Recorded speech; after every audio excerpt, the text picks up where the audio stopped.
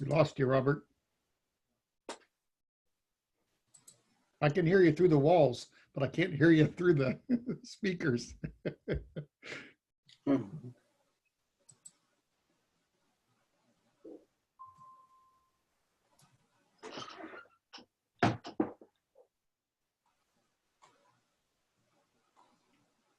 No, it looks like it's still trying to connect.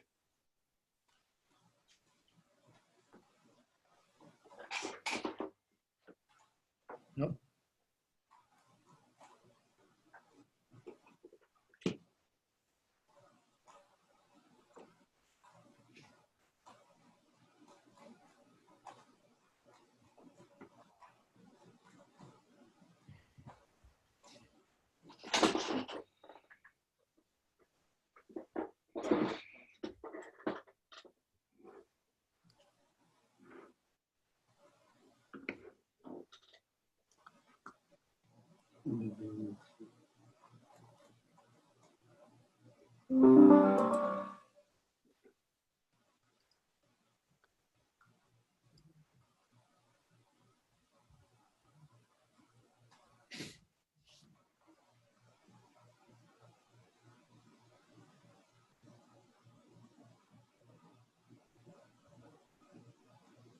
Having some technical difficulties. I'm sure we'll get started in a minute or so. Okay.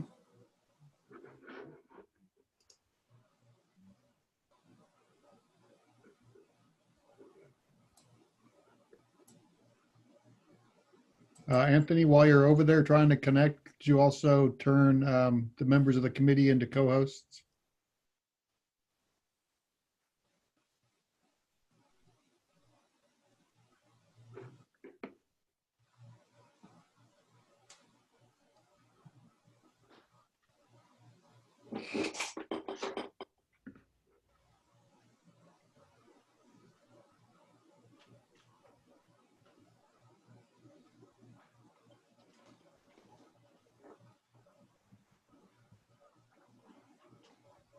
Okay, can you hear me now?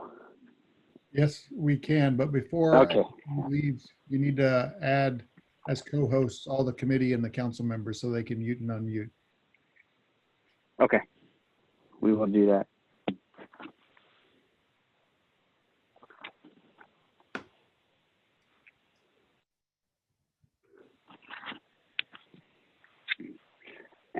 Anthony, we'll add all the committee's ex-co-hosts so they can mute and unmute themselves.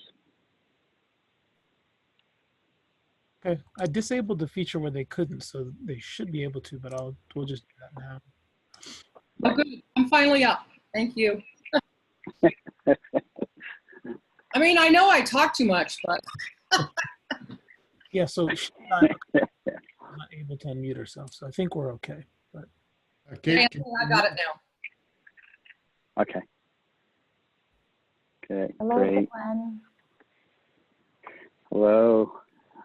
How's everybody doing? Good. Good. Breathing a little easier. Weather, I mean, the air. Yeah. So I think we have everyone here. We have a quorum. Where'd Wally go? I think Davika will probably join us a little late, but we have pretty much everyone that was going to be here for the meeting. So Jeff Lee is not joining us? I wanted to mention that to the committee once we started the Okay, that's fine. Meeting. Yeah. So, and thanks for bringing that up. Jeffrey Lee just recently, Wednesday, submitted his resignation from the committee. The reason is because of work and travel. He's out of the country, so he regretfully resigned. He enjoyed the time here with the finance committee, and out of respect out of the committee and staff, he unfortunately had to resign. So we'll bring that up to the council in the October meetings, the opening for Mr. Lee's vacancy through June of 2022. So I just wanted to mention that as before we did the roll call. and we will bring that forward again at our city council meeting in October. Great. Thank you, Robert. So will you then ask the council to post that there is a vacancy so we can solicit a new member? Correct. We will do that. And I know we just recently lost Mr. Polito he had to roll off the committee, and early sentiments with him is he's interested in coming back onto the committee. So he'll probably put himself in the hat as well. So Is he with us today, Robert? he is. He's supposed to. He has the meeting here. information. So I'm here. there he is. Hi, Bob. Hi, Ann. How are you? Good. So yeah, so we're gonna convey all that information to the council in the October meeting, and hopefully at our next finance committee meeting in November, we'll have a full committee again.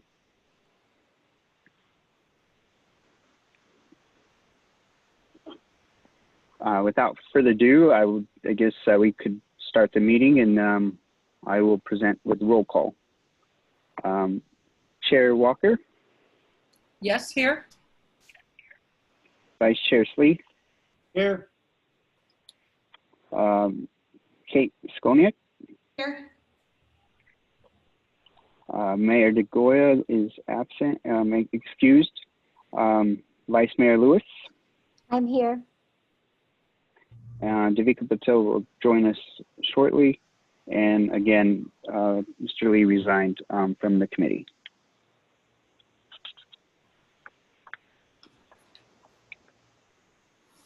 I'd like to open this section for public comment, if there's any public comment at this time.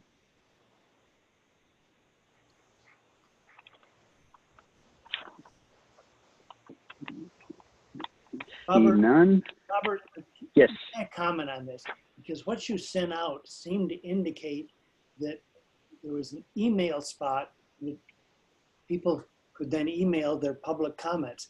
I couldn't find an email after that, okay? Sort of an address that they could send them into. So we can talk about this later offline, but it's not clear how people could make a public comment, I think. Okay. Thank you for that, Wally. We'll make sure that that's set up similar to how we have with our city council. Thank you. You're welcome.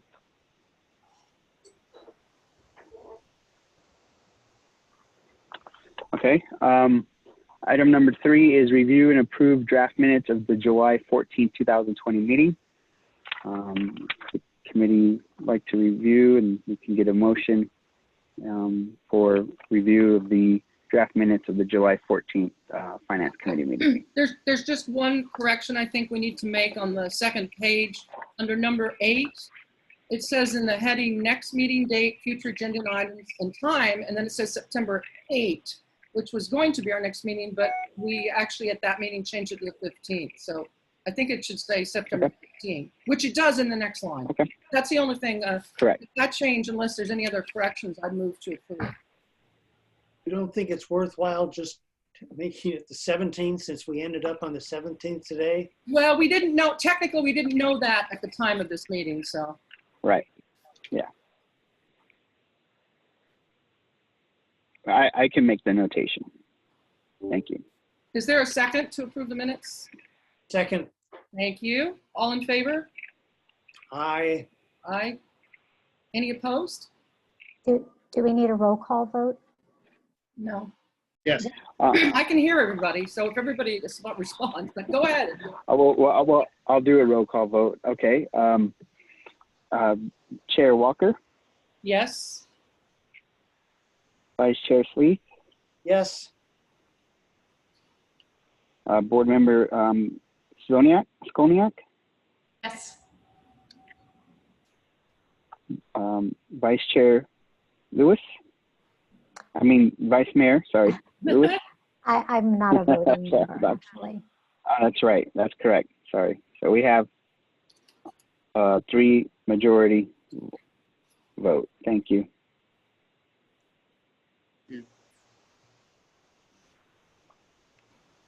I was in city clerk mode there for a minute. Sorry about that.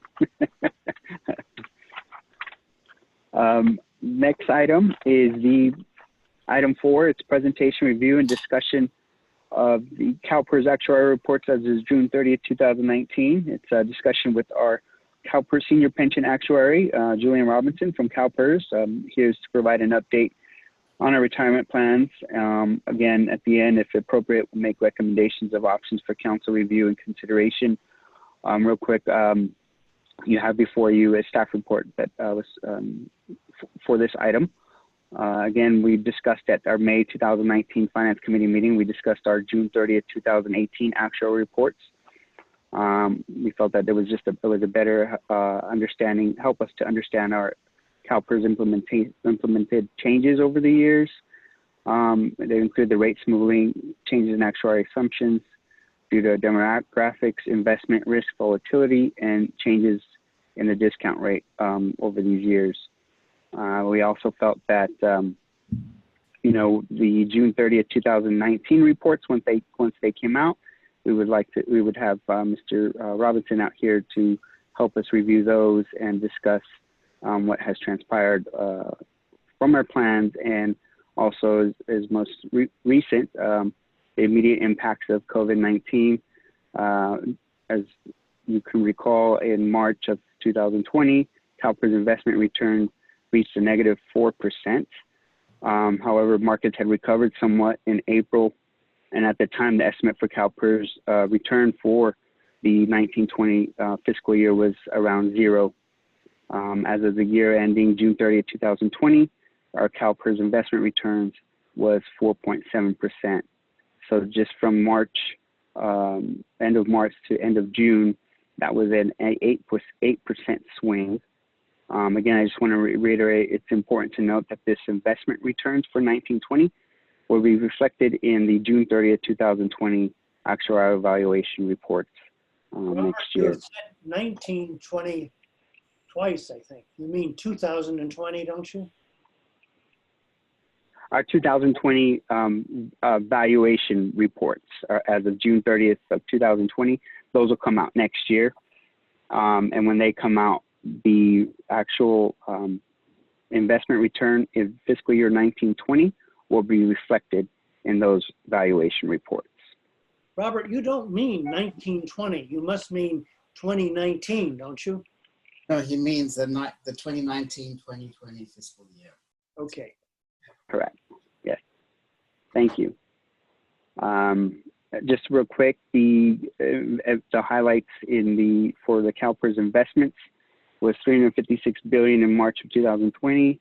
At the end of fiscal year 1920, in June, the assets increased to $389 billion, with an overall funded status of 70.8%.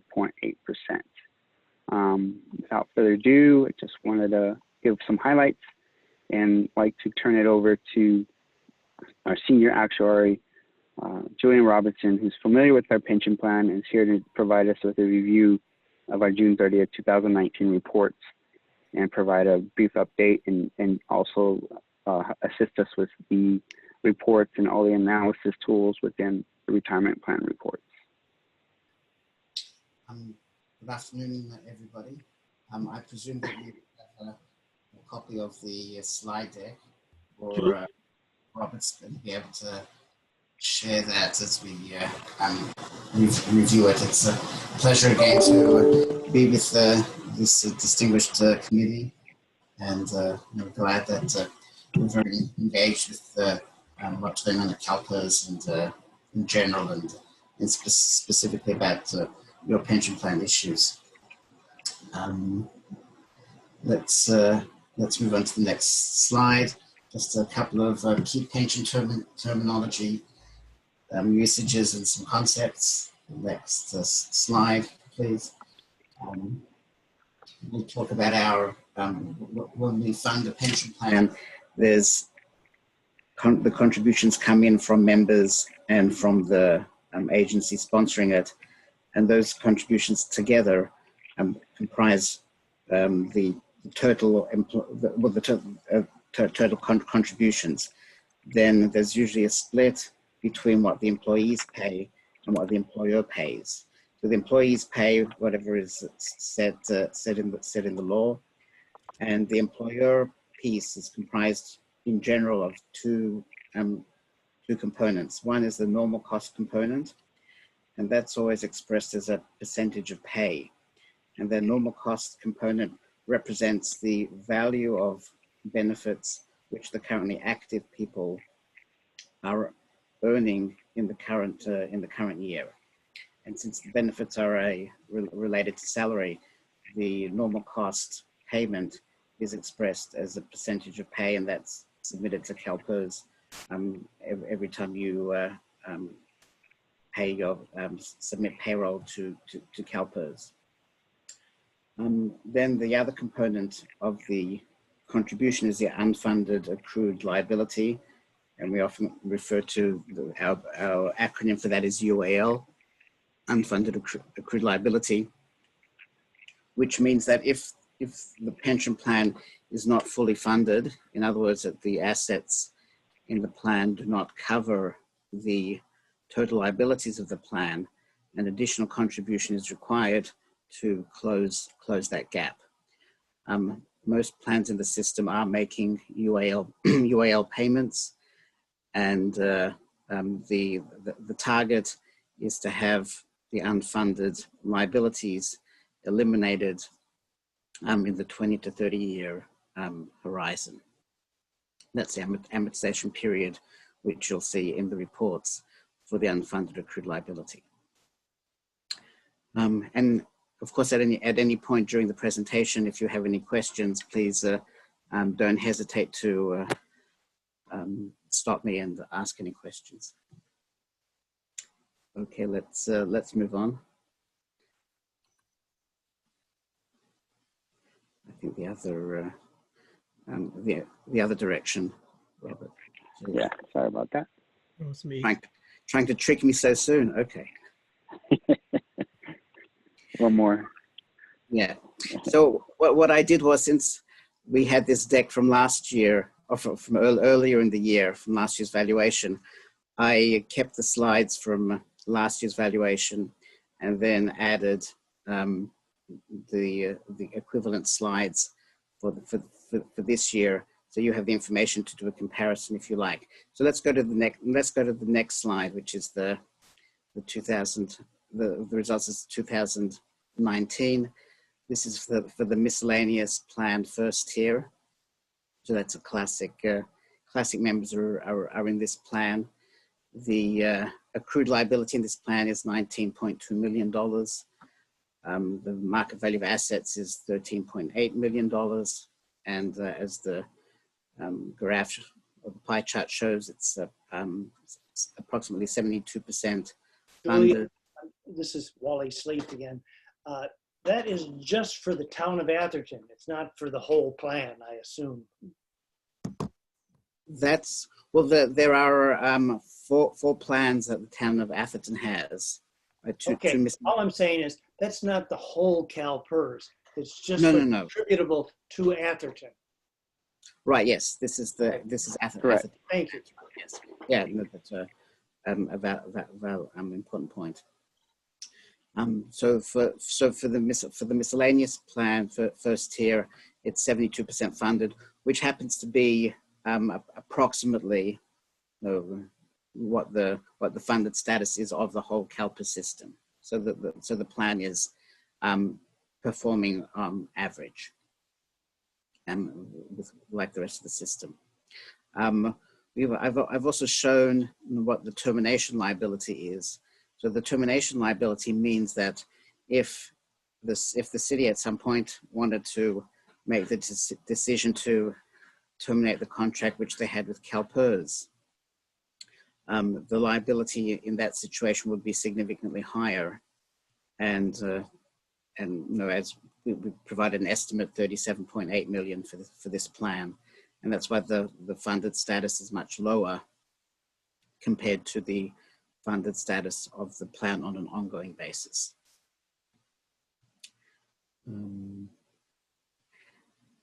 Are there any questions, or should we?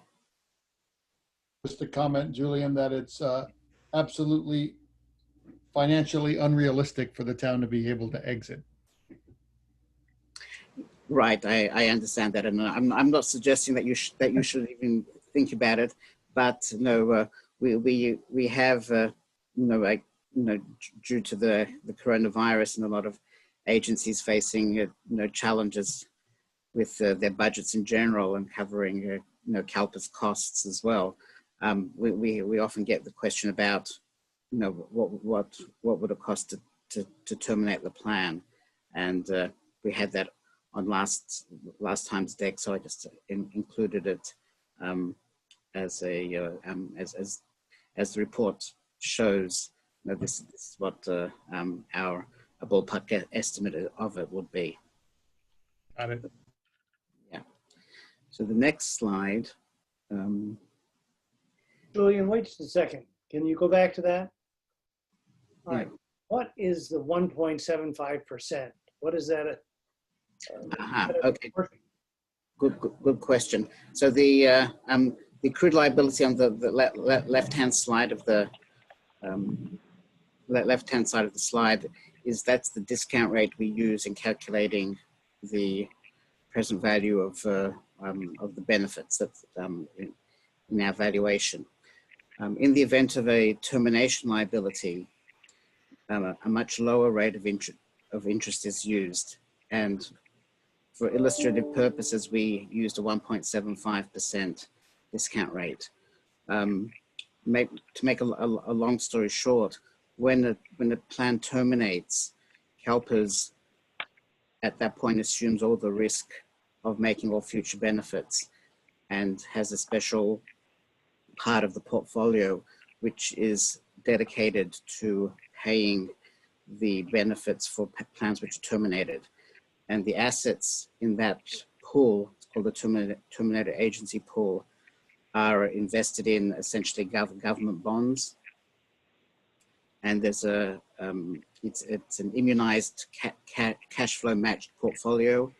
And given the current rates of government bonds, that's the interest rate that would be used to calculate the liability in the event of a termination. So we put 1.75 was what the actuarial report used as a ballpark for that termination. In the event of an actual termination, we would look at the rates which are currently available in the market.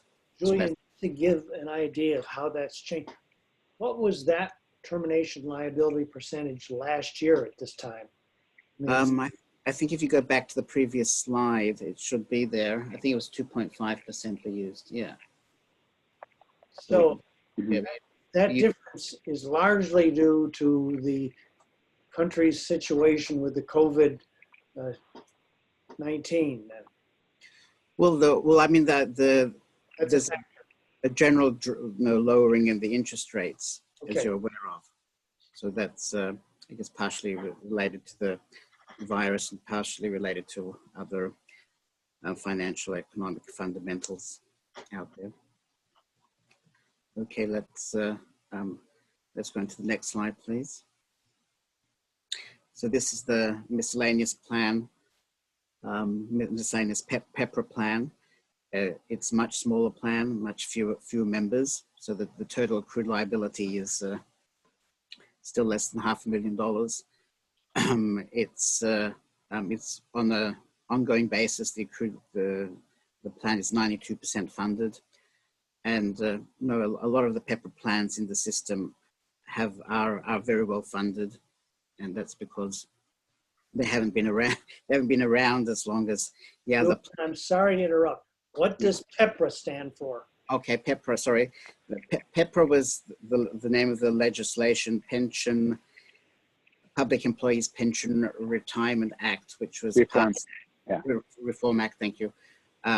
Which was passed and became effective as of January 1, 2013. Okay. Any new members joining after that date had to have different pension formulas. So that's what a PEPRA PEPRA member is in a PEPRA plan. So those plans are much newer. In general, they have fewer members than the classic plans, but over time, we've seen many agencies, especially if there's high turnover, where the number of PEPRA members are actually greater than the number of the classic members. But in your case, it's a relatively small plan. It's pretty well funded, 92%, and it's in the George Roderick, are you on the line still? Well, maybe, Sam, well, or Robert, you may know, how many of our employees are on the PEPRA plan? Oh, that's a good question. Let me look it up. I think. Yeah, it's in the actuarial reports. Let me pull that.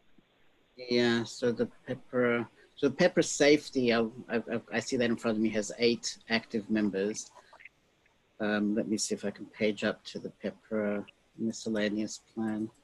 It was in the great package that was put together, the full copies of the valuations. So that was good. Takes a moment to. PEPRA miscellaneous has 7 active members. 3 transfers. Correct. 3 transfers. note that was as of June 30th of 2019. That's right. Yes. I believe we've hired a couple of new public safety folks in that interim time frame that are under the PEPRA plan. Okay. Right. Yeah. That's well possible, and they'll show up in the valuation, after the date of hire, and of course, you're already making contributions for those people because based on the payroll, their normal cost is being collected and contributed to CalPERS as well as their employee contributions. Okay. Correct. And as of real quick, safety, we have 8 public safety members in PEPRA, and since this employee group began in 2013, eventually the new PEPRA plans over time will take over as the classic members retire. So any new members as of 2013 became new members of CalPERS. They're automatically in this PEPRA plan. Unless you're a classic member, you're employed prior to then, you're a classic member. If not, all new members in all public agencies are under this PEPRA plan. So eventually, over time, there will be a turnover and more employees will be hired, will be part of this new plan. And we're seeing that with Atherton. 8 members in the safety and public safety are PEPRA members. And we have 26 staff members in the police department. So over time, that will change on the plan. Yeah. Okay, let's move on to the next slide, please. Yeah, so this was a slide from the Section 2 pooled report, which is the report which covers all of the miscellaneous plans which are pooled, and your plans are pooled plans. In general, in CalPERS, if an agency has less than 100 members in a particular plan, then those plans would be pooled with all other plans of similar size in the system. Plans which are larger, that have more than 100 active members, we call them non-pooled plans, or they're essentially standalone, and they are treated separately from the pool plans. So the pooling implies sharing of the experience across all the members of the pool, which helps reduce the volatility in rates in general. So I highlighted the 2 formulas which are applicable at the town of Atherton. You have the 2 at 62, that's the PEPRA formula, and the 2% at 55 is your classic tier 1 formula. And you can see the difference in the the total normal cost contribution. That's the result of the more generous plan, the 2 at 55 compared to the 2 at 62. Okay. Let's move on to the safety plans now. So this is the June 30, 2018 numbers. The next slide is the June 30, 2019 numbers. So here, this is I think your biggest plan, the safety first tier with accrued liability of $45.7 million, assets of $32 million, approximately 70% funded. On a termination basis, it would be 33% funded. So that's the equivalent for this plan. Again, it's in terms of the rest of the system, this plan sits right there with the averages of the rest of the system. Could I just, excuse me, this is Ann Walker, the chair of the committee. Yes. This is a request, not just to you, Julian, but also to George and Robert. In the future, when we're going through these plans, can we please put them in order of priority with the largest plan first? Because it just seems kind of silly to me to look at the small piddly plans and then finally get to the real nut. Right. Yeah. No. That's fine. I usually present the miscellaneous plans and the safety plans, but the next time we can rearrange the slides in that order. Yes, that certainly makes sense. And then the next couple of slides show the PEPRA safety plan. Again, it's relatively small compared to the classic plan. You've got it's 90% funded on an ongoing basis. On a termination basis, it's 36% funded. And again, the accrued liability is less than $1 million, and so is the asset. So relatively small plan at the moment. Here is the corresponding page from the safety pool report. The PEPRA safety formula is the 2.7% of 57, and the classic is the 3% at 50 plan. So again, you can see the difference between the total normal cost contribution. What's more pronounced in this situation is you can see that the employee contribution for PEPRA members is much higher than the contribution that the classic members are paying. And that's because under the law, the PEPRA employees are paying half the normal cost.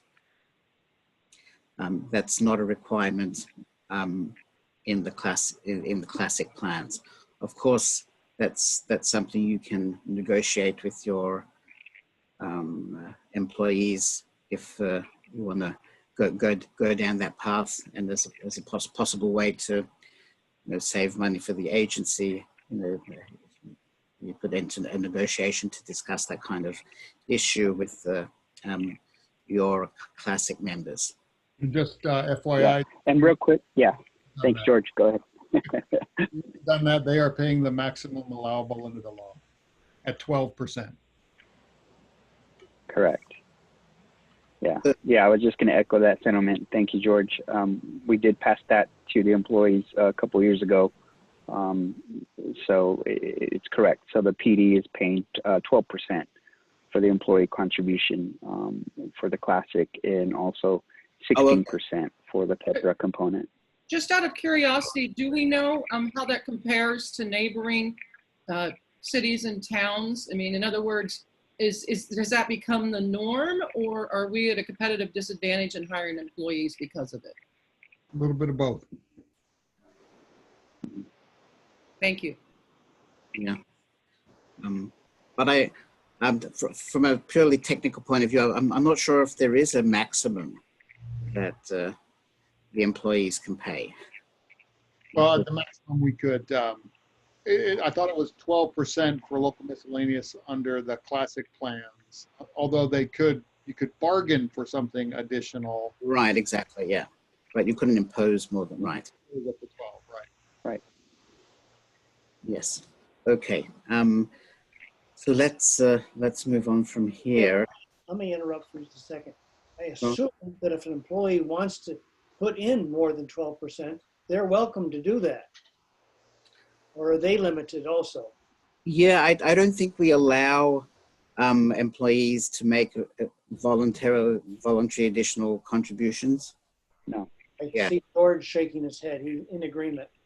Yep, you can. Yeah, that's right. I think it would become something which would be too difficult for CalPERS to administer if that were the case. So here I've shown graphically what your projected UAL payments are into the future. On the left-hand side of the screen, you have the miscellaneous plan. On the right-hand side of the screen, you have the safety plan. Over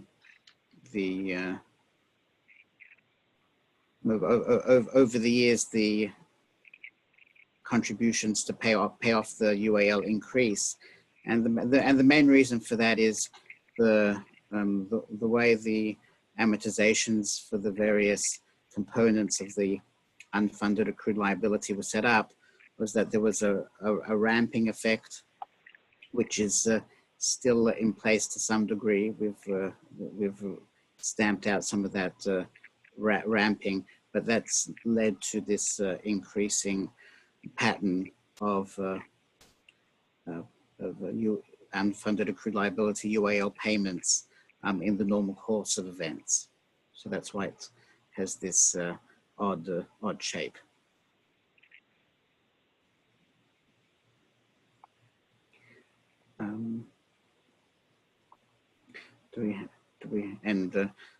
The graph of the miscellaneous plan was those are in hundreds of thousands, and for the safety plan it's millions. So it's Yeah, and just real quick, I just want to point out on this graphic for miscellaneous plan, in 2032, the UAL looks to be 600,000, and in 2032 for the safety plan, it looks to be about 1.5 million. Again, this is the UAL component payments that are the dollar values that we pay yearly.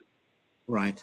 And then of course, whenever we do a valuation, we update these projected payments because new pieces of unfunded accrued liability, whether they're positive or negative, are added to the unfunded accrued liability and amortized. So it's a continually changing target. Under our new amortization policy, we amortize any of these gains and losses now over a maximum of 20 years. So previously it was 30 years. Starting from this year's valuation, the June 30, 2019 valuation, the longest amortization base is 20 years. It was CalPERS board, again and I think with also pressure from employers, wanted to take the funding of this system, take the bull by the horns and try to get this paid off more rapidly. So one of the steps taken to achieve that is to reduce the amortization period. Okay, let's can I ask a question that maybe it's obvious, but I want to make sure that I understand how all this works. So we're looking at these, and this assumes that we never hire another employee, right? In other words, this is a point in time that we're looking at, where as of right now, if we didn't change anything, here's how we would eventually pay off the unfunded accrued liability.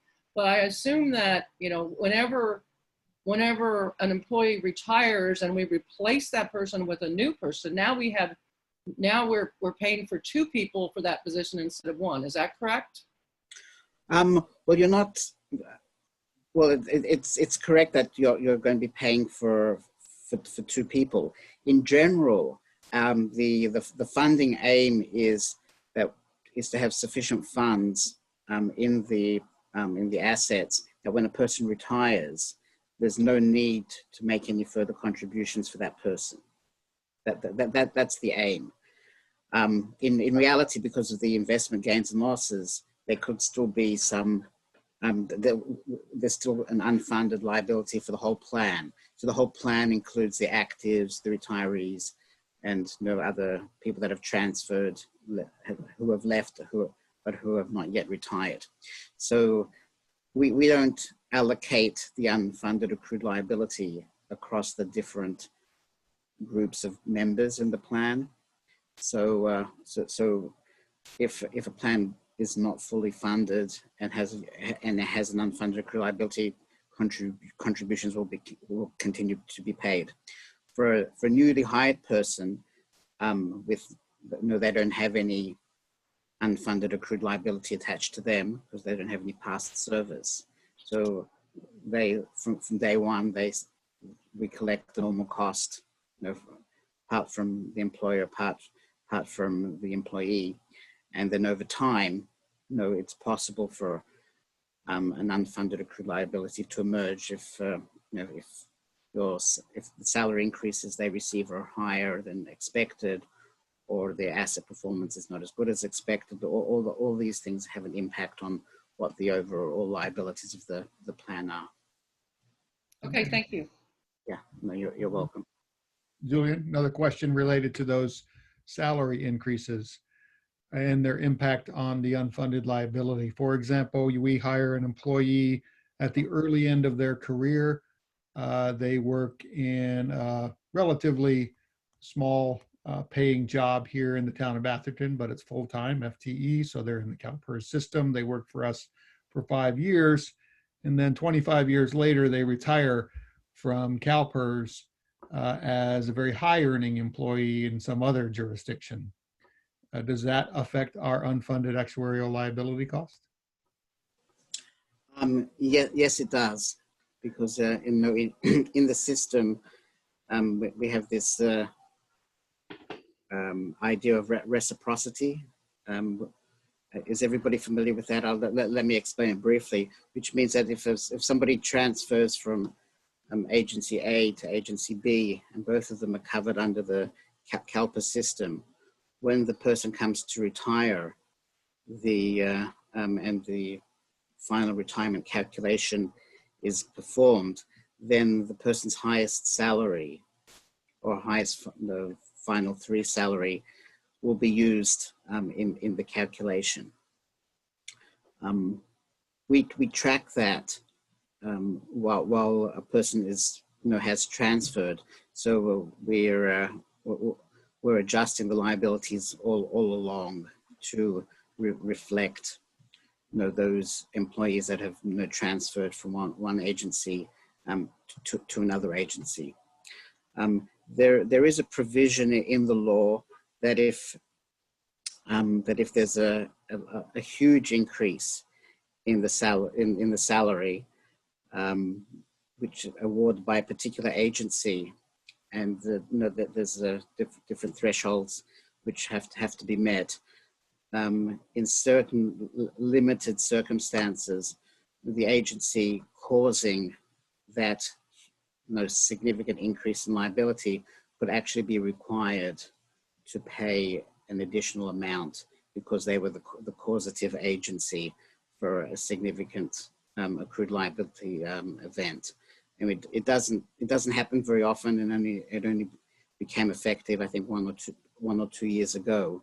But notionally, your point is right, that one of the benefits, I guess, for people in the whole system is that they have this reciprocity, and their salary increases follow them from agency to agency.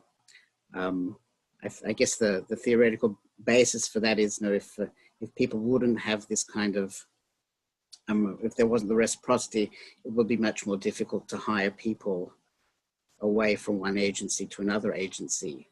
I guess there was a value perceived that, that there should be some movement among plans in the system. That's my conjecture. But CalPERS tracks that pay differential over time. So the town, for example, isn't going to be hit 25 years from now with a spike in its UAL for that singular employee, because CalPERS is tracking that employee and adjusting the town's UAL over time as that employee matriculates through the system. Is that correct? yes, that's correct. Thanks. Am I allowed to ask a question, Robert? This is Bob Polito. Yes, Absolutely. you may. The only thing We want you here. what I didn't get, Julian, what I didn't get out of that, the employee might work for us for 5 years and other agencies for 25 years of their working career. Right. It's not obvious to me that you explained what the town's share of that total liability would be. Oh, right. So the town is only ever responsible for the number of years that they worked in the town and the planned formula which the town offers.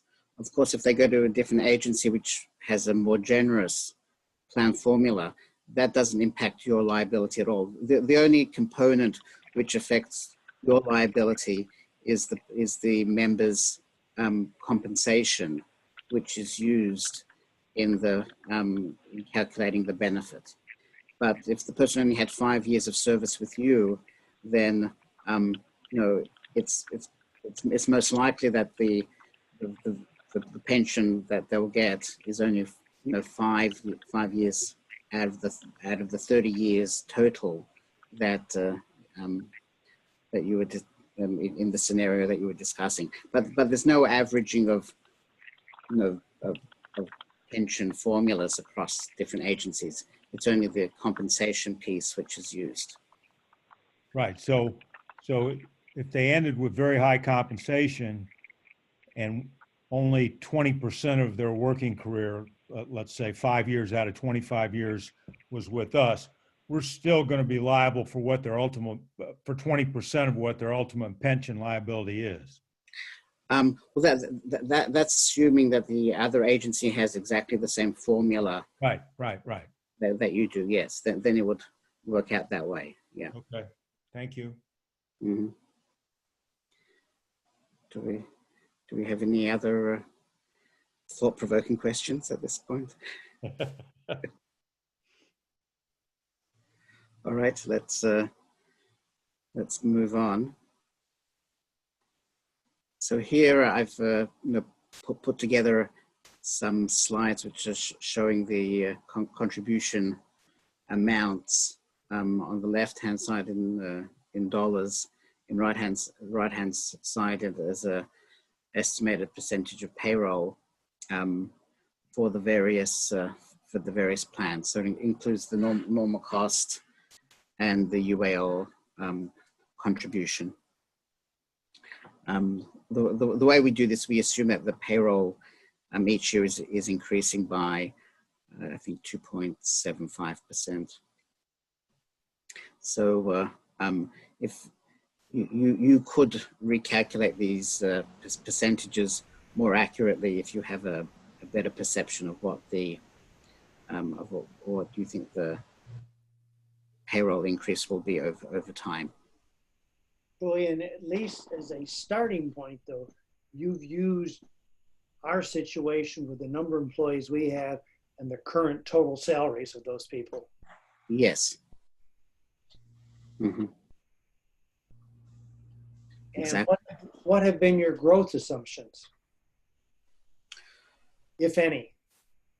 Well, the growth assumption, so there's the two components. There's the normal cost. So the normal cost is assumed to stay pretty much flat over the next 5 years, and then the payroll assumption we assume that the payroll as of the valuation date, increases by 2.75% per year. And that's how we calculate those percentages. So we add the normal cost. So we calculate the normal cost using the percentage of pay times that increase in compensation number. And then we add to it the dollar amount of the UAL, the unfunded accrued liability payment. And that's how we get these percentages. And if you recall the slide before, the UAL payments were increasing, and that's why, as a percentage of pay, you see that the percentage of pay is scheduled to increase over the next few years. Okay, so this is for the miscellaneous first tier. Next slide will show, I think, the PEPRA. So here, the contribution rate is much lower. Number one, because the normal cost rate is a little bit smaller, but there's hardly any UAL, unfunded accrued liability, attached to this plan, since it's over 90% funded. So that's why the contribution rate for the employer, for you guys, is much lower. And the next slide shows the safety first tier. So this is those benefits in general are much more generous. So that's why you're starting already with a higher normal cost, and then it's a similar pattern for the UAL payments. So it's a significant percentage of payroll. The next slide shows the safety PEPRA plan. Again, it's the normal cost rate is slightly lower for the PEPRA safety compared to the PEPRA classic, but also you save because the PEPRA employees pay more, plus there's virtually no unfunded accrued liability in the PEPRA safety plan. So that's why the contribution rates are that much lower. Okay, the next. It's probably obvious. Let me go back to that slide, please. Yeah. Why was there such an increase from 2019 to 2020? I mean, it's almost twice as much in the employer contribution. Over here on the left-hand chart. Yeah, so that's going back to those fiscal years. I think it's because of the number of people in the plan. It was increasing over that time. Because George, does that make sense to you?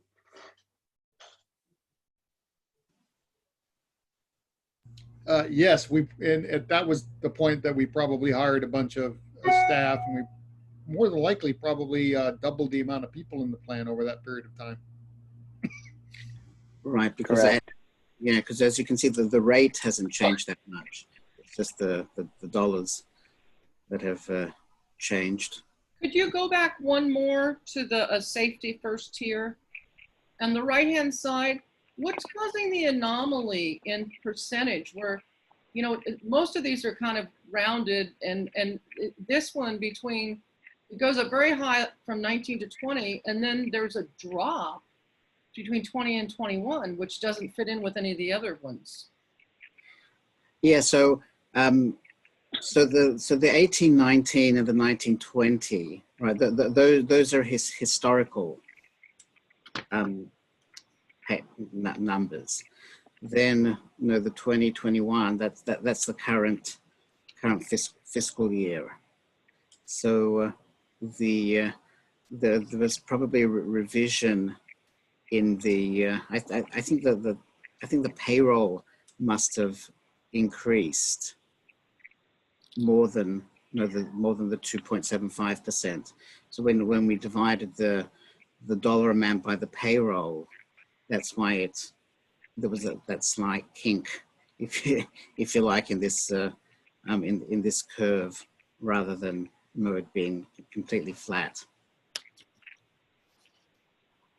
Well, won't those numbers, they're forecasted out 2 years, I believe. So if you had an exceptionally good earnings year and you had the right kind of payroll experience, et cetera, you could get a bump in the curve, up or down, correct? Yes, absolutely, yeah. And The go on. disconcerting thing about the charts, and this is at the top of the heap, is that at some point on that curve, we're paying almost as much in retirement benefits as we're paying in payroll.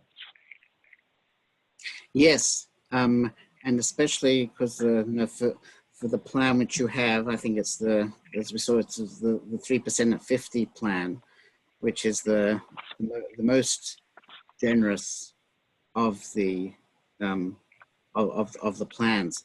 So if you think about it, it's so somebody that works in that plan for 30 years.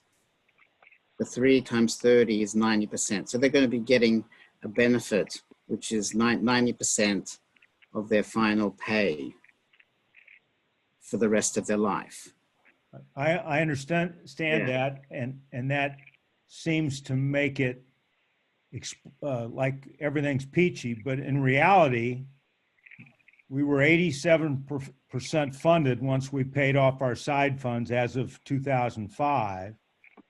And we have never missed a payment of the full normal cost that has been requested of us by CalPERS. So in theory, we should still be 87% funded if anything CalPERS has told us over the years was correct. Isn't that true? That's true to the extent that all of the underlying assumptions in the calculation were borne out in reality. But as we know, the most volatile piece is the investment performance, and there were years where there were huge investment losses, experienced by all pension plans around the country. So once those things were experienced, the funded status of the plan changed, and that and together with the the amortization policy, which was used for a long time, was a pretty weak amortization policy. It was at one point they had what they called a 30-year amortization policy, where we would do the calculation and the unfunded accrued liability would be amortized over 30 years. And that 30 years was never, it was called a rolling 30 years. So every year the 30 years started again. So in effect, you were, you were never, the policy was not effective in paying down the unfunded accrued liability. I understand that. You told us that last year, and I fully understand it. It doesn't change the fact for the last 30 years, CalPERS has earned roughly the 8% that was the original discount rate used. Yeah. And like I said, we have never missed a normal cost payment. So in theory, every single year, we've paid what CalPERS has said we owe for the benefits earned that year. And yet we now have $20 million in unfunded liability, when in 2011 we had $10 million in unfunded liability. And that's despite paying between depends on what you want to look at it, a minimum of $8 million towards our UAL, and not counting the $2 million we paid to pay off the side fund. And those don't quite count because, like I said, that goes back to 2005. But it's astonishing to me, and obviously to a lot of other people, how wrong the assumptions are and or how wrong the management's been of the CalPERS fund. And obviously I'm not picking on you. I mean, I guess I am, but I don't mean to. Yeah, no, it's all right. I'm not taking it personally, and I'm glad I'm 100 miles away.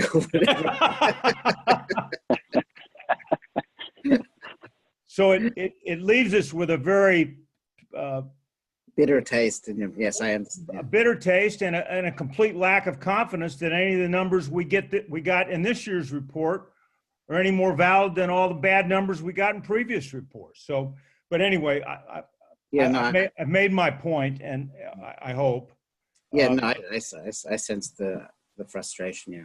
Well, it was more for the new members in the finance committee who haven't been watching this thing. I mean, I've been way too close to it for a little too long now. So I apologize. Go ahead. Bob, your perspective is appreciated. Thank you. All right. Thank you. Yeah. Okay. So let's go into the next. So we talked about. Right. So this slide here is a copy of one of the schedules which we have in the report. The first couple of columns there show your current. This is for the safety plan. So show the series of unfunded accrued liability payments that are scheduled over the next 25 or so years to pay down the $14 million liability in this plan. What some agencies have done is made an election to pay off the unfunded accrued liability more rapidly by reducing the amortization period to say 15 years or 10 years. So this is something that's in the report to give you some idea that if you're so inclined to want to pay it off more rapidly, you can certainly do that. And we have this shows if you paid it off over the 15 years, you end up saving about $3 million in interest payments. If you paid it off over 10 years, you'd end up saving $6 million in interest payments. This has been in the report for a while. There was an additional page added to the report which highlighted what the additional amounts would be if you wanted to mirror this kind of amortization schedule without making a firm commitment to a fresh start. I Yeah, think, and just real quick.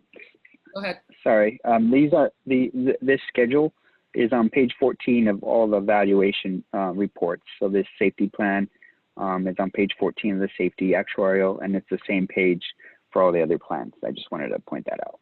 Yeah. Thanks, It's on Robert. page 14.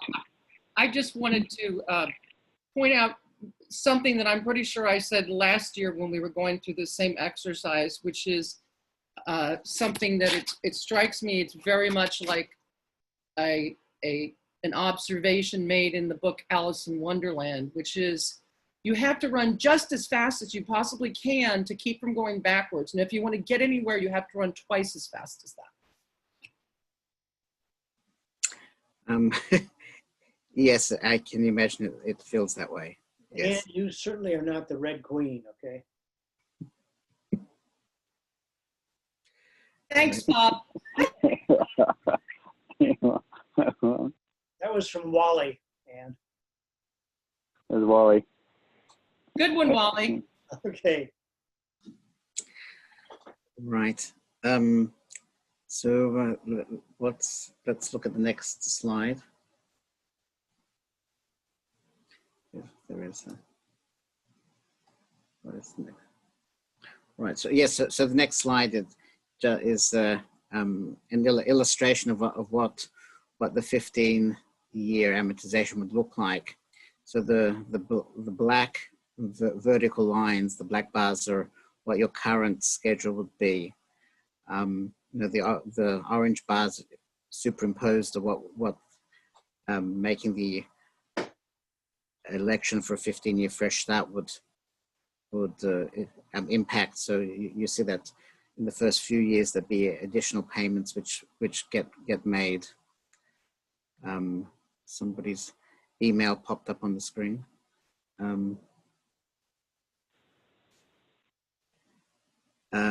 And then of course that, you know, if you elect the 15 years, then the back end of these current payments would drop off. And then the next slide shows what happens with the pay down of the pay down. So you end up paying off the unfunded accrued liability by 2035 instead of having it stretch out to 2043. And you can see the pattern of the declining balance in the unfunded accrued liability. And I think that, and then I think the next slide talks about. Does Bob have a question? Sure. Bob? Yeah, can you hear me now? Yeah. I didn't have a question. I couldn't unmute, so that was why I raised my hand. Okay. Okay. So this slide shows some examples of what's available if you're interested in paying off dealing with the unfunded accrued liability more rapidly. There's the Fresh Start, which is in the middle of the slide, which we just talked about, or making additional discretionary payments. Those are ad hoc payments at any time to contribute towards paying off the unfunded accrued liability. And then we have the California Employers Pension Pre-Funding Trust, which was a Section 115 vehicle which some agencies use to pre-fund some contributions, and this is available to transfer into the CalPERS main fund when it's felt that it's appropriate.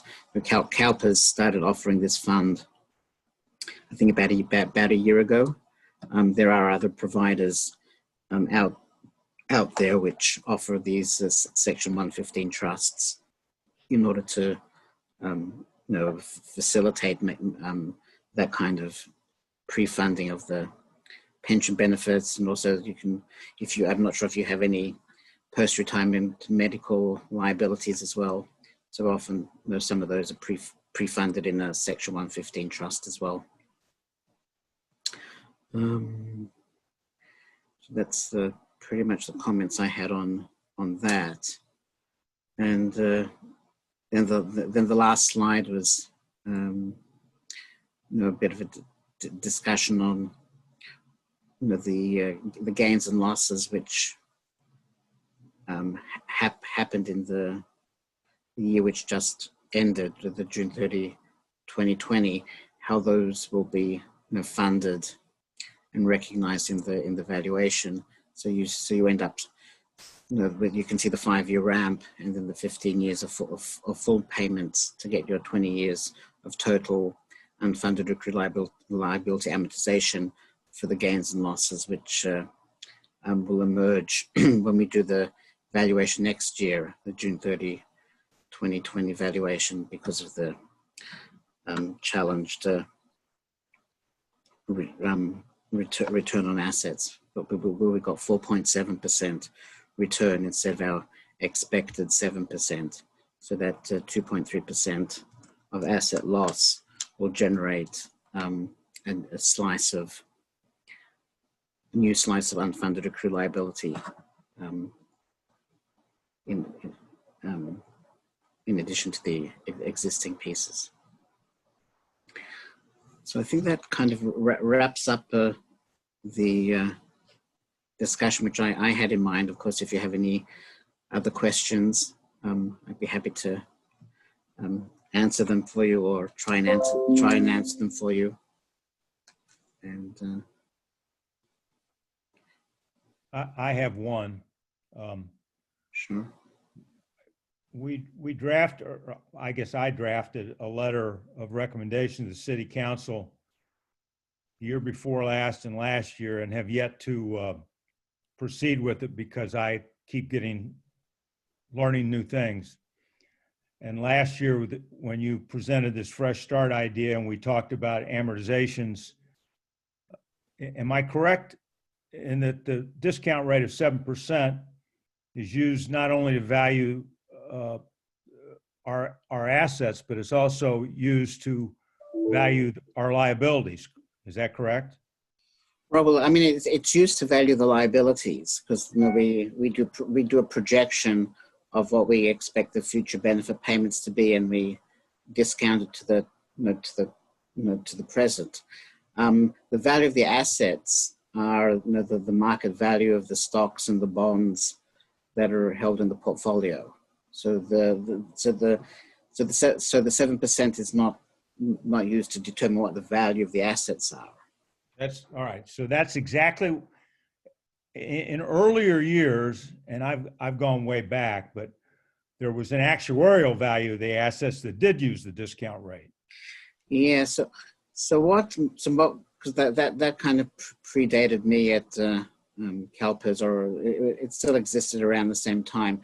So what was done, and it was an accepted practice in the pension area, is that we know that the assets are the most volatile piece of the of the system. We have a long-term assumption of what we expect to earn, but we know every year there's going to be ups and downs. So what the actuarial value of assets was essentially looking at like the last 3 to 5 years of assets and calculating a average, and that's what the actuarial value of assets was, and then that number was used in the calculation of your contributions. A few years ago, we moved away from using that smoothed value of assets to using the actual market value of assets, and the main reason for that is the accounting standard we use for the plan, the GASB 68, requires the use of the market value of assets. So it was decided that for all of our calculations we would use market value of assets. So to try and compensate for that additional volatility which gets brought into the calculations, using market value each time, and the gains and losses are going to be more volatile each time. That's when we introduce this 5-year ramp in the amortization piece. So that ramp is to compensate for the removal of the actuarial value of assets. That's an excellent explanation. But so now what I don't understand still is you're using the discount rate to assume what the liabilities will be, but not what the market value of the assets will increase? Right. No. So when we do our projections, because I know in our report we have a section which we do projections for what the cost is going to be over for the next 5 years, and we have actually different scenarios. I think it's page, I can't remember what page it is. Is it like 17 of the various reports? Let me see if I can find it quickly. Does all of the committee have the reports? It's page 16 of the reports. So if you look on page, so if you look on page 16 of the report, I'm trying. Let's see. Page 17. It could be 16 or page 17.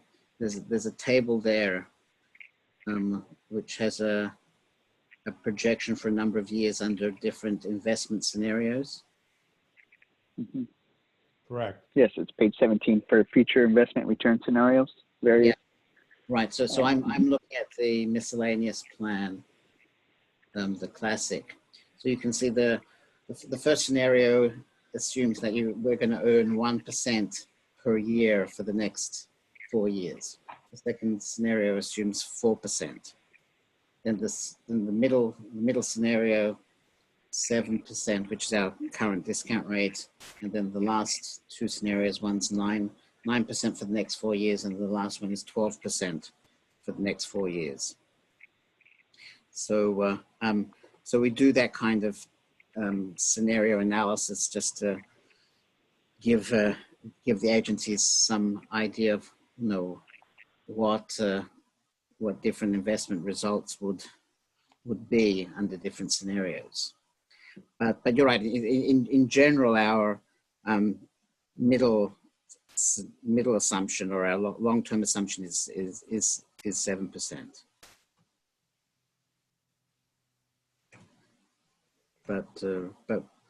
And you know, next year we'll be conducting a full review of all of our assumptions, and you know, if it's discovered that our portfolio can't reasonably support a 7% expected long-term return, then there may be a need to redo, you know, reconsider what the discount rate is. And increase every agency's unfunded actuarial liability as a result. That would be the result if the discount rate was lowered. Yes. So it's not something that the system is charging ahead to do, because we realize the pressure that would put onto agencies who we know are already under a lot of pressure, especially this year because of the economic slowdown.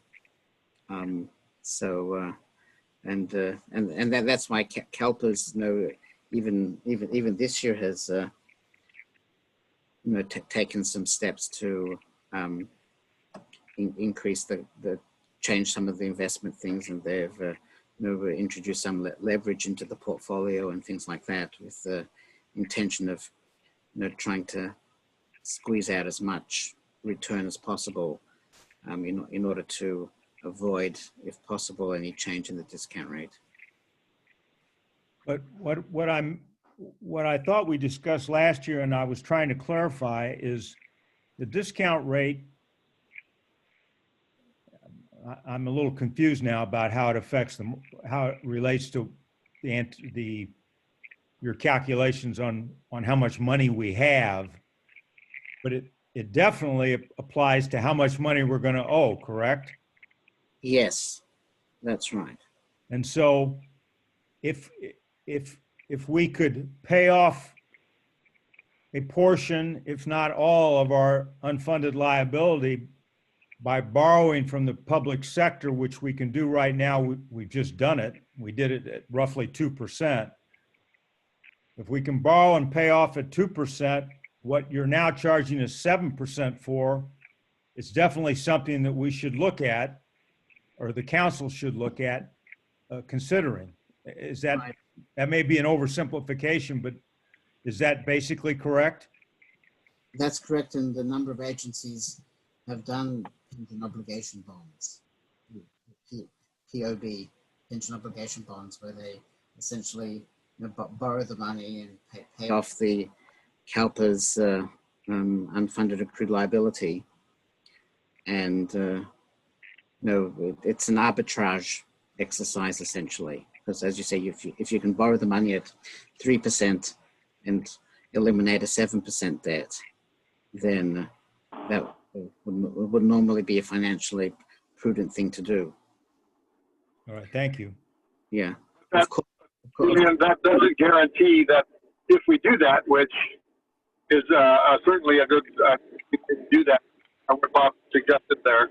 But if we do that, it doesn't guarantee that we'll never have a UAL account. Right. Its investment rate or other things get adjusted. Yeah, you're breaking up a lot.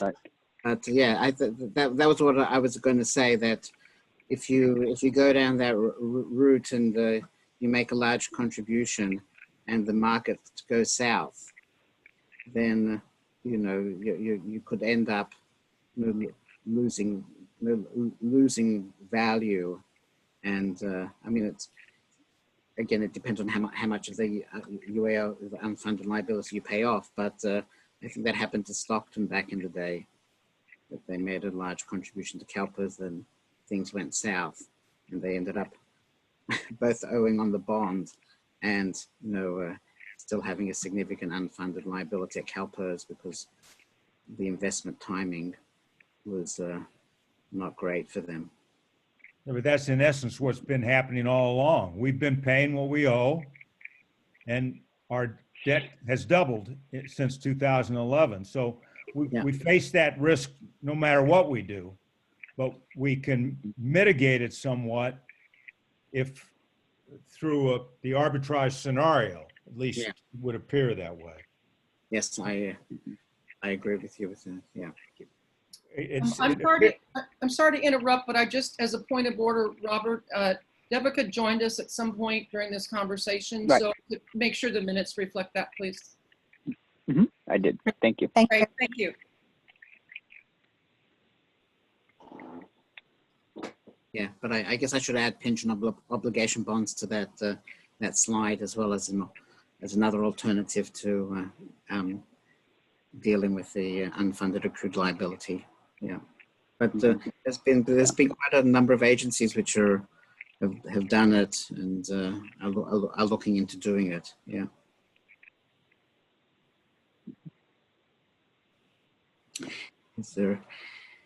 Are there any other questions I can help you with? I've got one last question, but I don't expect you to answer it because I don't want to take people's time. But in the reports, page 11, the schedule of how the amortization basis is calculated. Yeah. I've never seen anything that is as confusing to me as that. Well, it's in essence a spreadsheet. Is there a place I can get an explanation of that? Yeah, I mean, I could run through it very quickly for you now, but basically, each year we do evaluation. We have what we call gains and losses. If we have various assumptions, and if the assumptions, if the actual experience of the plan turns out to be different than our assumptions, it leads to gains and losses. So on here you can see different kinds of gains, different what we call bases in this amortization table. So you see investment gains, non-investment gains and losses. And so each year you're going to have the experience generate these gains and losses. And so on each row it tells you which date the valuation was established on. You heard me talk about the ramping up and the ramping down. So so the next couple of columns indicate, if the ramp has been used in the amortization and where along the ramp you are. There's an escalation rate. What that means is when the payments which are made on amortization are assumed to increase each year by 2.75%. And the reason why that assumption was made is that, that matches our assumption of the payroll increase. So the intention was to keep the unfunded accrued liability payment a relatively stable percentage of pay. Nowadays, we don't express the UAL payment as a percentage of pay. We express it as a dollar amount. But back in the day, if you look at the older reports, you were contributing a percentage, which combined both the normal cost as well as the pay down of the UAL, the unfunded accrued liability. And then the other columns show the amortization period and then the balance and the payments rolling forward each year for the next 3 years. So that's what that kind of imposing table is. If there was a more efficient way of presenting it, we would do that, but it contains important information, and we're we're open to suggestions if you have any better way of. But Yeah. Does that No, and help? I just want to. No, it does. Thank you, Julian. And I just want to, on page 11 of each valuation report is the schedule, plan, amortization basis. And as Julian reflected, each year there's the gains and losses, and it shows, the payments. And then on the far right column, it creates that minimum required payment. So through the amortization over the years, it creates that minimum required payment, which is the UAL payment that will be for this upcoming fiscal year. So for the miscellaneous plans, through the amortization chart, it shows that the total minimum required payment in 21-22 is $400,000, and also in the safety plan, it shows that the same thing with the gains and losses flow through, that the total payment in 21-22 would be $1,029,000 for the UAL payment. So those are what we'll expect to pay in the 21-22 fiscal year, UAL components. Yeah, and this year in some of the reports, you can see the amortization table got so long it flipped over to a second page. Yeah, but yes. But that's one of the advantages of doing a fresh start, because a fresh start essentially eliminates all of these lines, and you just have one line which says fresh start. And in the year you make the election, and then each subsequent year you're going to have additional lines added on. Mm-hmm.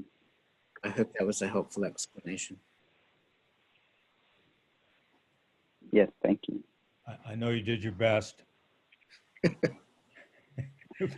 Yes, I appreciate that. Is there anything else I can help you with in the last couple of minutes? Okay. Well, it's certainly been great to get together with all of you. And if you have any more questions, Robert has my contact information. Please don't share it with anybody, Robert.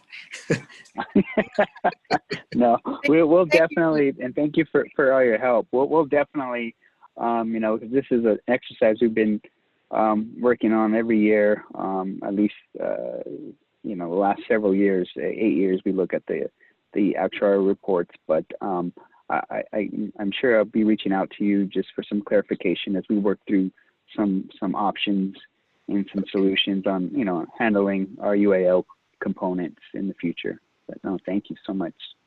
You're very welcome. Thank you for your time and your patience. Thanks. Take care. Bye-bye. Thanks again, Julian. We appreciate it. Thank you.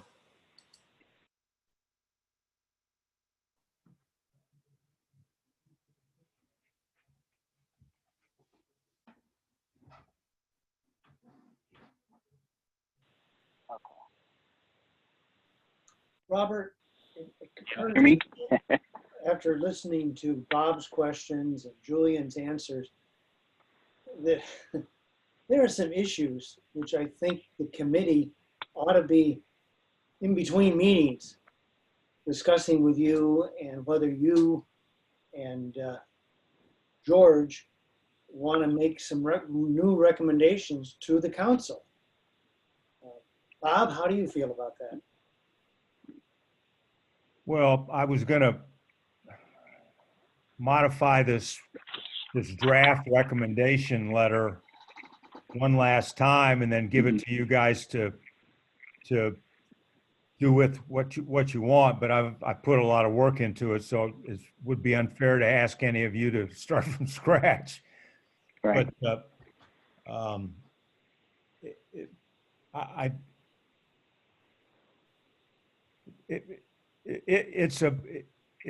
Ann's example of running as fast as you can and getting nowhere.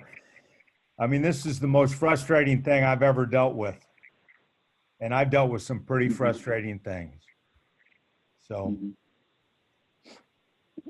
Yeah. No, I'm great comment. Thank you, Wally and Bob, Mr. Polito. Thank you for the, the help in looking at this exercise. that brings us to, that was part of the recommendation in after reviewing the presentation with Julian and discussing the actuarials is, our item number 5 is, review, discuss, and appropriate help us make a recommendation via ad hoc committee, and that would be, again, Mr. Polito and myself, just working on a recommendation for the committee to review. We'll bring that back at our next finance committee meeting, and we will address it just like what we had mentioned with some recommendations to the council, for future contributions. Again, as was discussed before, our efforts of addressing the pension liabilities will be contingent once the Civic Center is completed, project's completed. So, that being said, it's going to be completed in July of 2021. And then that was our recommendation that once that's done, the council can maybe, make a commitment or recommendation to set aside some money to tackle these underfunded liabilities. We have a pension rate stabilization fund that we created. There's no funding in there, but maybe we can come up with some plans that we contribute so much a year towards this plan, and then maybe, build that trust up, and then maybe one day, hey, here's the lump sum payment, give it to CalPERS for our UAL payments. That's one of the recommendations that I have in mind, and I think that's, something that we can definitely be confident in making a recommendation on that. So, and that's just kind of where we want to head. Again, once the Civic Center is completed, that's tackling these liabilities is a priority.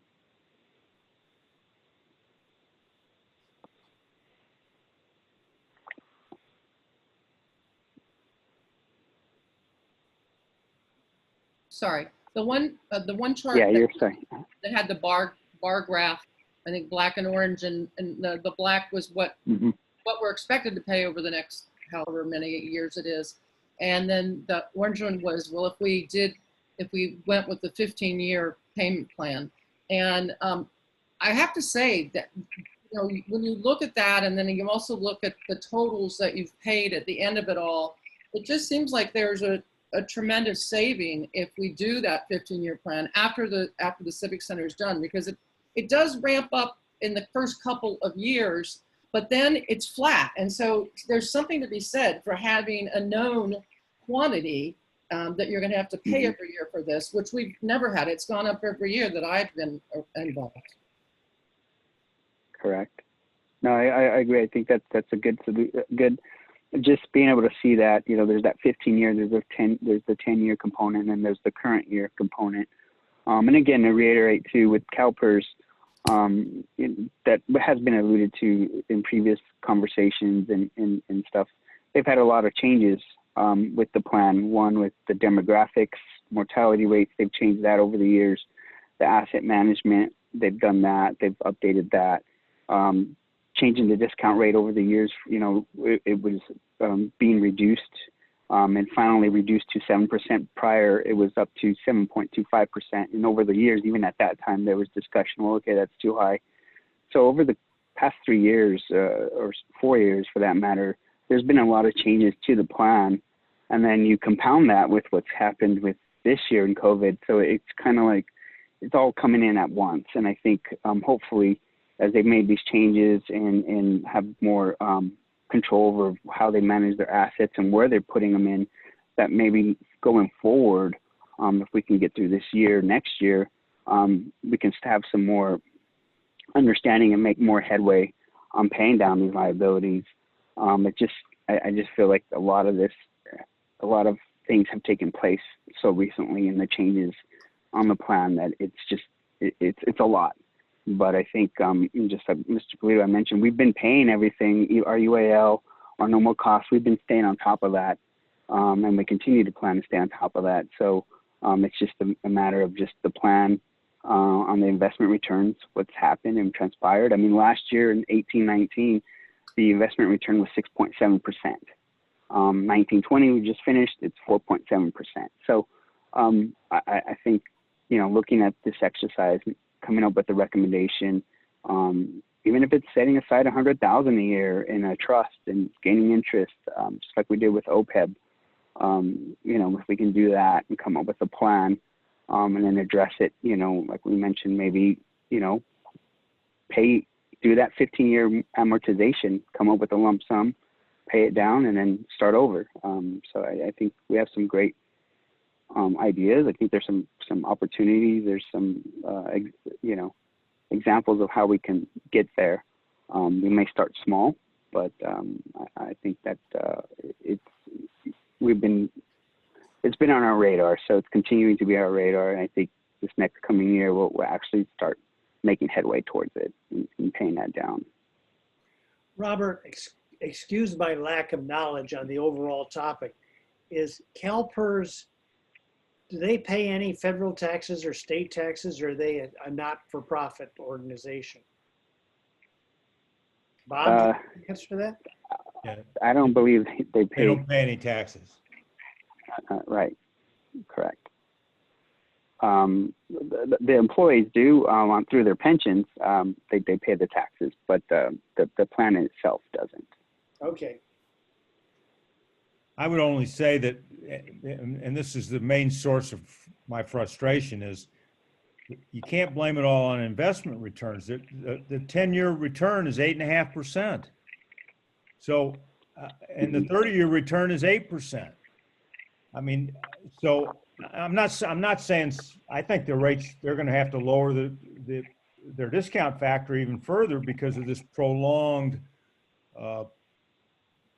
I'll call it a recession, this prolonged recession in the fixed income market where rates have been at 0% now for years and years.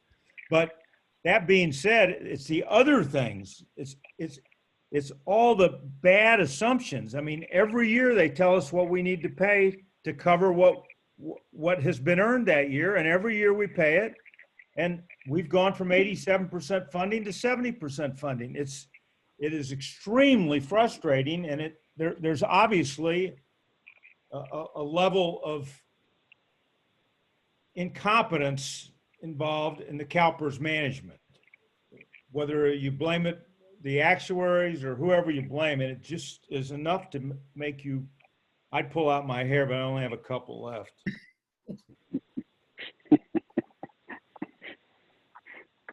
Anyway. All right, Robert, I'll work with you and we'll try and get something together for the council, for the finance committee, the next meeting. Let me suggest this, or at least ask it. Is it possible that you and Robert can work together on this and then share it with all of us within I mean, I hate to wait until our next November meeting in order to go ahead with this. I know you said we've got to get by the Civic Center stuff, but I guess my feeling is I would like to be able to present something to the council at least by the first of the year. That's my view. I'm frustrated too, Bob. I think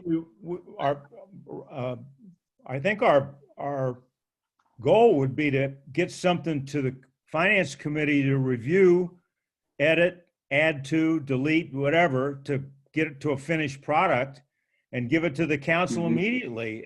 Once you've got something in that you want to put your names on.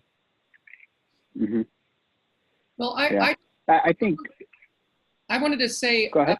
well, Bob, thank you so much for helping on this and agreeing to help, move the letter along, and really for your participation today. It was extremely valuable, and I appreciate you taking the time to do it. You're the one that knows pretty much more about this than almost anyone else. So it was very, very helpful. Thank you. I know a little bit. I still don't understand that page 17 or whatever it is. Me neither. We'll decipher it soon enough. But yeah, I think I'm confident that we can get something to do through our work and everything. We could get something to the council by the first of the year, for their recommendation. Yeah, I hope sooner. Yeah, that too. So quick question, and I guess it's for you, Robert. With all the Brown Act, all that stuff that we're bound by, I seem to recall from my teaching on that we can't like send emails around and send comments back and forth. It seems like the only way we can actually do anything as a finance committee, audit and finance committee, is to circulate something that everybody sees and then we come to a meeting. Is that right? We really can't go back to an email. Yeah. Mm-hmm.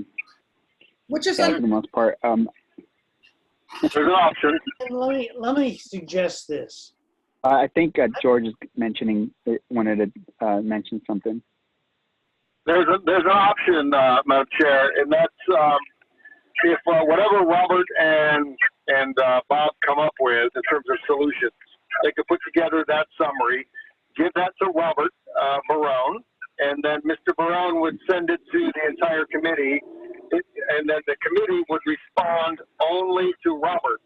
And then Robert could amalgamate all of those comments into a document that you could then review in November. Ah, that's a great idea, George. Thank you. Great idea. So Robert and Bob, let's shoot for that. Let's try that. Yeah, that was my plan, but I've got the time to do it. It was just a question of Robert's schedule. He's trying to build a new civic center, and I don't know how much time he has. Yeah, new civic center, working weekends on that. But no, and then we have our final, getting ready for our final audit. But yeah, I can piece out time for that, definitely. I think there's another component. Yeah, I think there's another component that would be very valuable for the council to have input from the committee on, and that's whatever the recommendation is, whether it's putting some set-aside money, doing a COP or a pension obligation bond, or whatever that solution is, that also comes up with some sort of debt service for the town to pay that beyond what's currently paid to CalPERS, that in some way you present how that's going to impact the town's revenue and expenditures every year going forward, so that they can make a more informed decision. Yeah, okay. I agree.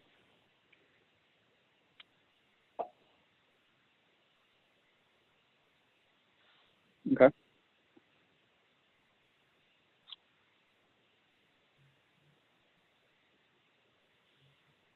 So are we at item 6 now?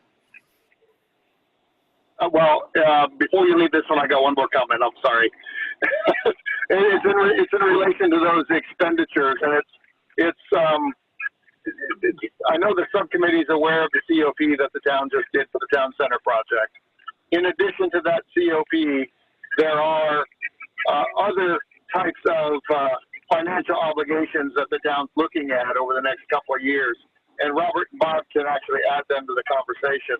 Well, one of them is the Bayfront Canal project that the town's looking at participating on region-wide. That could create another $250,000 of annual debt service to the town over the course of 5 years. And then they want to prepay or pay off as much as possible, as quickly as possible, the COP for the town center. So between those two forms of potential debt service, it's going to eat up a large chunk of the town's discretionary revenue each year. Mm-hmm. Yeah. Yeah, and I think we'll add that in there. We'll factor that, and create a scenario. If it was 200,000 or 100,000, this is also what it would do to the bottom line of the general fund.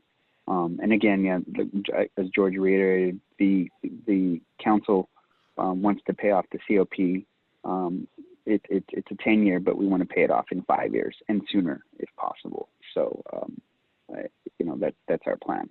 And then not to mention any future CIP components as well for the town. But definitely we'll hash these out and illustrate potential other obligations for the general fund, including the Bayfront Canal.